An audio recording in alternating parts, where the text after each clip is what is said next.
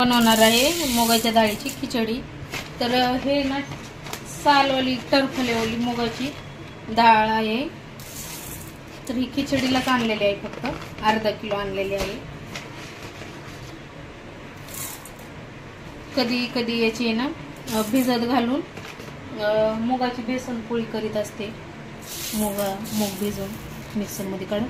तर तांदूळ अर्धा ग्लास घेतलेला आहे आणि मूग डाळ एवढी घेतलेली आहे सालाची। ही मिक्स करून घेते। डाळ आणि तांदूळ घेतले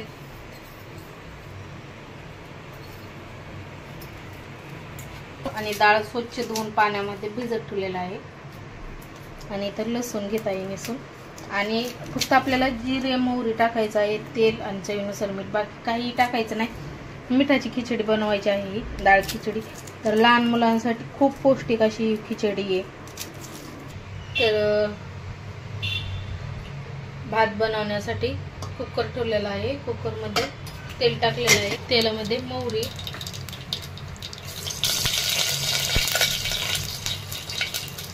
जिरे केलेला, कढीपत्ता,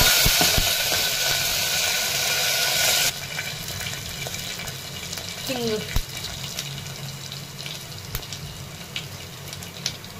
हळद, भरपूर सारी कोथिंबीर तेलामध्ये टाकून घेऊन परतायचे। टाकून घेते। ग्लास पाणी ओतून घेतलेलं आहे। आता ह्या पाण्याला आहे ना उकळी येऊन द्यायची। चवीनुसार मीठ टाकून घेता येईल। चवीनुसार मीठ टाकलेलं आहे आणि ना टाकून देते आता। तर यामध्ये आता तांदूळ टाकून घेते। तांदूळ आणि डाळ सालीची मूग डाळ।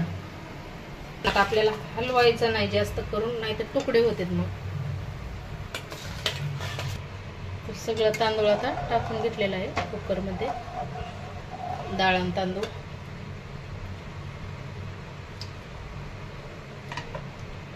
आता थोडंसं मीठ कमी आहे, मीठ टाकून घेते। 1 चम्मच तूप टाकून घेत आहे प्रेशर कुकरला आणि 2 शिट्ट्याच होऊन द्यायच्या आहेत फक्त आपल्याला।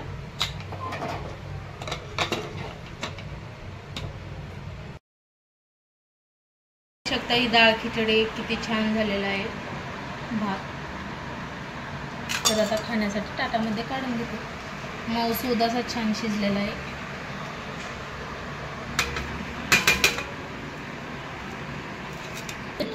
तांदूळ पाहू शकता, पाण्यामध्ये भिजत ठेवलं तांदूळ, तर कसं लांब लांब झालेला आहे तांदूळ पाहू शकता।